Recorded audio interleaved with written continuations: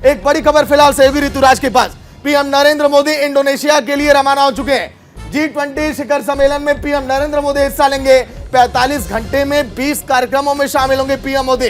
British PM सहित कई नेताओं से मुलाकात होगी पीएम नरेंद्र मोदी की। चारुल, बिल्कुल, सबसे अहम चीज है कि भारत के लिए कई मायनों में ये शिखर सम्मेलन अहम होने वाला है। लेकिन इसके साथ ही यहाँ पर आपको हम ये भी बता दें कि चीन के राष्ट्रपति शी जिनपिंग पहुंचने वाले हैं। वहीं ब्रिटेन के प्रधानमंत्री ऋषि सुनक भी पहुंचेंगे, जहां पर कहा जा रहा है प्रधानमंत्री नरेंद्र मोदी उनसे मुलाकात करेंगे। लेकिन इसके साथ ही एक अहम चीज ये भी है कि प्रधानमंत्री इंडोनेशिया के बाली में भारतीय समुदाय के जो लोग हैं उनसे मुलाकात करेंगे और इसके साथ ही यहाँ पर संबोधन का कार्यक्रम भी रखा गया। और ये तस्वीरें उस दौरान की हैं जब प्रधानमंत्री नरेंद्र मोदी इंडोनेशिया के बाली के लिए रवाना हुए।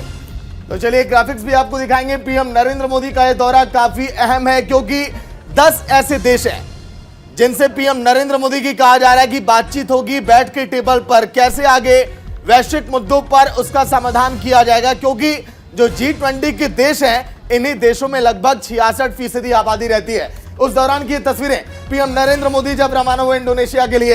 लेकिन ये दौरा कितना खास है, क्या कुछ होगा दौरे में, ये भी आप देखिए। चारुल, पीएम मोदी G20 शिखर सम्मेलन में हिस्सा लेने के लिए रवाना हो चुके हैं और 16 नवंबर तक बाली में रहेंगे प्रधानमंत्री नरेंद्र मोदी। इसके साथ ही साथ 45 घंटे में पीएम नरेंद्र मोदी 20 कार्यक्रमों में हिस्सा लेंगे। बहुत छोटा यह दौरा, लेकिन देखिए बहुत व्यस्त कार्यक्रम होगा पीएम मोदी का। 10 देशों के प्रमुखों से द्विपक्षीय मुलाकात होगी पीएम नरेंद्र मोदी की।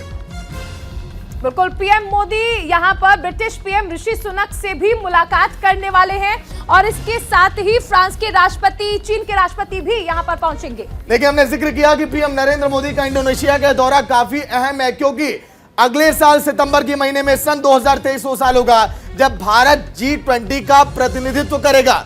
इस लिहाज से भी पीएम नरेंद्र मोदी का यह दौरा काफी अहम माना जा रहा है क्योंकि आने वाले समय में व्यापार पर कैसे फोकस किया जाए, कैसे रोजगार पर ध्यान दिया जाए, कैसे और ज्यादा रणनीतियां बनाई जाए इन देशों को आगे बढ़ाने के लिए G20 शिखर सम्मेलन में इन तमाम मुद्दों पर चर्चा। चारों इसके साथ खबरें देखिए ये भी है कि 1 दिसंबर को इंडोनेशिया के जो राष्ट्रपति हैं वो सांकेतिक रूप से प्रधानमंत्री नरेंद्र मोदी को G20 की जो अध्यक्षता है वो सौंप देंगे। लेकिन उससे ज्यादा अहम यह है कि भारत में G20 का जो आयोजन है अगले साल वो उस दौरान होगा जब एक तरफ रूस यूक्रेन युद्ध चल रहा है, तमाम वैश्विक चुनौतियां हैं जिनको लेकर कई देश सामना कर रहे हैं। ठीक है, बिल्कुल चारुल। और कितना अहम है ये दौरा इंडोनेशिया का पीएम नरेंद्र मोदी का क्योंकि अगले साल सितंबर में भारत इसकी मेजबानी करेगा दिल्ली में।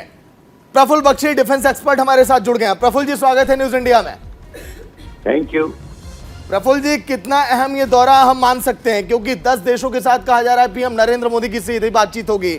इसके साथ ही साथ अगले साल भारत देखिए G20 की अध्यक्षता करने वाला है। प्रफुल्ल जी, बिल्कुल ठीक है। बाली में इसके को अनाउंस किया जाएगा। भारत अगले साल की अध्यक्षता करेगा और इतनी सारी मीटिंग करेगा। 10 से 19 मीटिंग्स होंगी, 1-to-1 मीटिंग्स होंगी प्रधानमंत्री की। जिस तरीके से इस समय दुनिया की हालत है, आप देख रहे हैं यूक्रेन युद्ध के बाद में जिस तरीके से आर्थिक समस्याएं आ रही हैं, फ्यूल और फूड को लेकर जो समस्या आ रही है, सबसे ज्यादा गरीब देशों को आ रही है।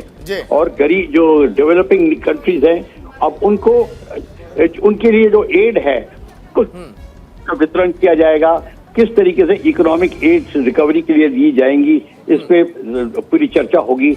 और चर्चा होगी सिक्योरिटी को लेकर, फूड सिक्योरिटी, ऑयल सिक्योरिटी को लेकर ही नहीं बल्कि फिजिकल सिक्योरिटी को लेकर भी होगी। जिस तरीके से साउथ चाइना सी में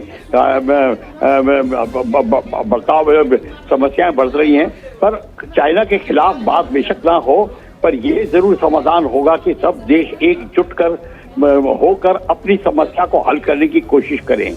यहाँ तक कि जहाँ की डिफेंस नीतियों की बात है, अगर डिफेंस की जरूरत पड़ती है तो कंट्रीज एकजुट होकर यानी कहा जा सकता है कि कई मायनों में ये बहुत खास होने वाला है। बहुत शुक्रिया प्रफुल्ल जी इस तमाम जानकारी के लिए, हमारे साथ जुड़ने के लिए, न्यूज इंडिया पर अपना पक्ष रखने के लिए।